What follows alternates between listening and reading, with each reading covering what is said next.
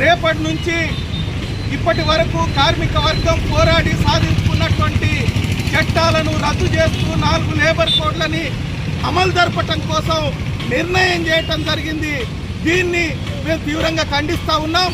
ఏదైతే కేరళ ప్రభుత్వం 4 లేబర్ కోడ్లని కేరళ రాష్ట్రంలో ఎట్టి పరిస్థితుల్లో అమలు జరపమని అసెంబ్లీలో తీర్మానం చేసినట్టుగా ఈ రాష్ట్ర ప్రభుత్వం ఈ రోజు జరిగేటువంటి అసెంబ్లీలో కార్మికులకు సంబంధించినటువంటి లేబర్ కోడ్లని ఈ రాష్ట్రంలో అమలు జరపమని తీర్మానం చేయాలని మేము డిమాండ్ చేస్తూ ఉన్నాం.